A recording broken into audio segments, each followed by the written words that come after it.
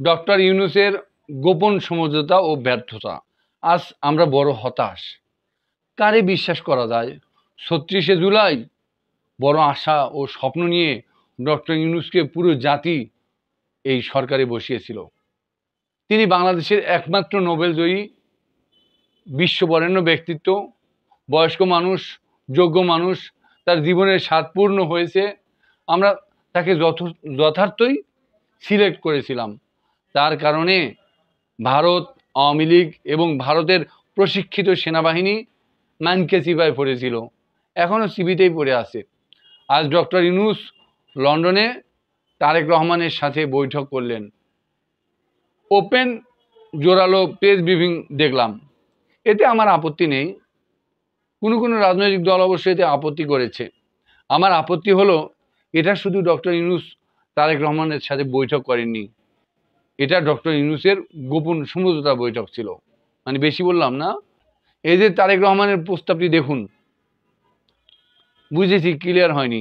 আচ্ছা, বিএনপির ওই নেতা মানে এস আলমের যে মাস্তুতো ভাই সালাউদ্দিন আহমেদের বক্তব্যটা একটু শুনুন। আগামীতেও আমরা ওনার সহযোগিতা চাইব, এই প্রত্যাশা আমরা করি এবং তাকে সেটা জানানো হয়েছে যে আমরা যদি জনগণ আমাদেরকে দায়িত্ব দেন রাষ্ট্র পরিচালনা, তাহলে দেশের অর্থনৈতিক মুক্তির জন্য এবং সুষ্ঠু গণতান্ত্রিক দ্বারা রাজনৈতিক চর্চা সংস্কৃতি প্রতিষ্ঠার জন্য মাননীয় প্রধান উপদেষ্টা হাসি মুখে সেই প্রস্তাব। এখন ক্লিয়ার তো? আপনারা প্রেস ব্রিফিংয়ে এই কথা শুনেছেন কি না? তা শোনেননি। এটা তো গোপন সমঝোতা। ডক্টর ইউনূস সাহেব ভবিষ্যতে রাষ্ট্রপতি পদের নিশ্চয়তা করলেন, তারেক রহমানের সাথে গোপন সমঝোতা করলেন। ছি, ডক্টর ইউনূসের এই গোপন সমঝোতা সুস্পষ্ট বিশ্বাসঘাতকতা। ডক্টর ইউনূস এখন প্রধান উপদেষ্টা। এই পদ রাষ্ট্রপতি পদের চেয়ে অনেক দামি এবং অনেক সম্মানের। তিনি অবশ্যই এটা বোঝেন। তারপর কেন এই গোপন সমঝোতা করেন আমার বুঝে আসে না। আচ্ছা, বিএনপি ক্ষমতায় আসলে ডক্টর ইউনূস রাষ্ট্রপতি হোক, সমস্যা নাই। কিন্তু এই বিএনপি ক্ষমতায় আসার আগে একটু চিন্তা করা উচিত, তারা 2023-এর 28শে অক্টোবর কিভাবে মার খেলো। মাত্র 30 মিনিটে লাখ বিএনপি নেতাকর্মী হারিয়ে গেল। তারা জেল জুলুম হুলিয়া নিয়ে আওয়ামী লীগের বিটিম হয়েছিল। কারা তাদের মুক্ত করেছিল? 16 বছর তাদের কোনো হ্যারাম ছিল? আজ ডক্টর ইউনূস বিএনপির রাষ্ট্রপতি পদের জন্য গোপন সমঝোতা করলো। এটা ডক্টর ইউনূসের ব্যর্থতা। ডক্টর ইউনূসের ব্যর্থতার কারণ কি? তিনি এত বিচক্ষণ মানুষ, কিছুই কি বোঝেন না? তিনি কিভাবে ক্ষমতায় এলেন এটা যদি একবার ভাবতেন তাহলে সব বুঝতে পারতেন। দুনিয়া বড়ই আজব, সবাই ধান্দাবাজ। ডক্টর ইউনূস ভুয়া সংস্কার আর বিচারের নামে টালবাহানা করছেন। আজ 11 মাস পার করলেন, তিনি কিসের সংস্কার করবেন? আজ চোখে আঙ্গুল দিয়ে দেখাচ্ছি যে ডক্টর ইউনূসের যে ব্যর্থতাগুলো। দীর্ঘ 16 বছর বিএনপি জামাত কুপকাত কোনো ইস্যু তারা খাড়া করতে পারেনি। আমরা কেন পারলাম? আমাদের কি ছিল ইস্যু? যা একটু চিন্তা করবেন তো, যে আমরা কোন ইস্যুতে বিজয় লাভ করতে পারলাম। 2024-এর 5ই জুন হাইকোর্ট থেকে একটা আদেশ আসলো যে 30% মুক্তিযোদ্ধা কোটা বহাল। সেদিন থেকে আমাদের এই জুলাই বিপ্লব শুরু হলো। কেন শুরু হলো? মুক্তিযোদ্ধা কোটার বিরুদ্ধে আমাদের এই বিপ্লব শুরু হলো। মুক্তিযোদ্ধা কোটা বিরোধিতাই ছিল আমাদের এই জুলাই বিপ্লবের একমাত্র এজেন্ডা। তারপরে 14ই জুলাই ঢাকা ভার্সিটিতে একটা মিছিল হলো, তুমি কে আমি কে রাজাকার। আপনাদের কি একটু মনে পড়ে না? এত নেমো খারাম এই বাংলাদেশের মানুষ।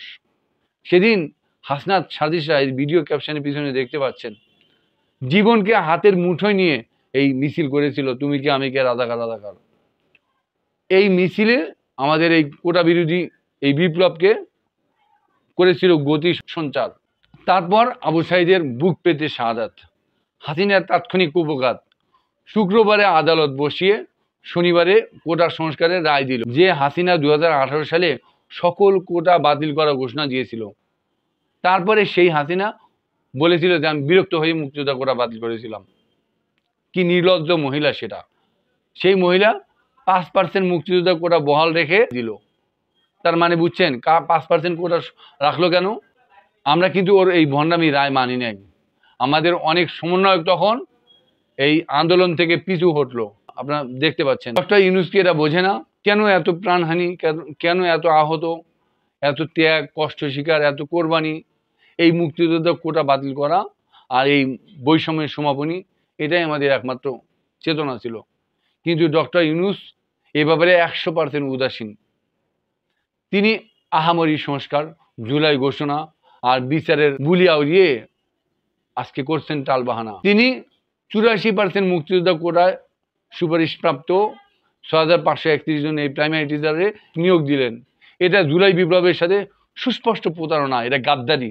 ডক্টর ইউনূস এই মুক্তিযোদ্ধা কোটাভোগীদের নিয়োগ দিয়ে জুলাই বিপ্লবের সাথে গাদ্দারি করেছেন, এটা কখনোই অস্বীকার করতে পারবেন না। এটা ডক্টর ইউনূসের বড় একটা ব্যর্থতা।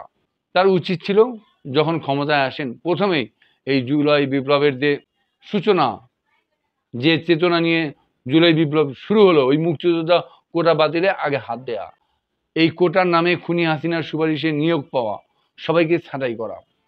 5ই আগস্টের পরে এই মুক্তিযোদ্ধা কোটাভোগী হাসিনার সুপারিশ পাওয়া বহু সরকারি কর্মকর্তা কর্মচারীরা কর্মস্থল থেকে পালিয়েছিল।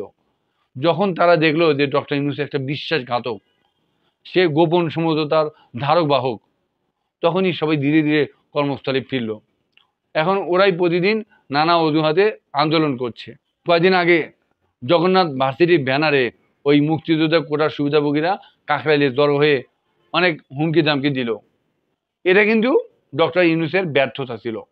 তিনি প্রথমেই যদি এই মুক্তিযোদ্ধা কোটাভোগী হাসিনার সুপারিশ পাওয়া এদের ছাঁটাই করতেন, সুস্পষ্টভাবে মেধাবীদের ওই জায়গায় নিয়োগ দিতেন, আজকে এই আন্দোলন তো দূরের কথা, এই বিএনপি নির্বাচনের কথাও মুখে আনতো না। আজকে ওই তথাকথিত মুক্তিযোদ্ধার সন্তান ইঞ্জিনিয়ার ইশরাক মেয়র পদে শপথ নেওয়ার জন্য এত লাফালাফি করতো না। এটা ডক্টর ইউনূসের সুস্পষ্ট ব্যর্থতা। এখনো সময় আছে। আহামরি সংস্কার চিল্লান বাদ দেন, নির্বাচনও বাদ দেন, দরকার নাই আপনার জুলাই ঘোষণা। সবার আগে ওই 5ই জুন 2024 যে জন্য আমাদের এই জুলাই বিপ্লব শুরু হলো, ওই মুক্তিযোদ্ধা কোটা বাতিলের জন্য, ওইটা বাস্তবায়ন করুন শতভাগ। দরকার নাই মুক্তিযোদ্ধা ভাতা বা সুবিধা। কেন বিভাজন থাকবে এই মুক্তিযোদ্ধা অমুক্তিযোদ্ধা? কেন 30 লাখ শহীদ আর মাত্র 7 জন বীরশ্রেষ্ঠ? এই বিবাদ ডক্টর ইউনূস মহোদয় একবার ভাবুন, কপটতা বা গোপন সমঝোতা ছাড়ুন। যে কারণে জুলাই লড়াই, সবার আগে সেটার বাস্তবায়ন চাই। ধন্যবাদ।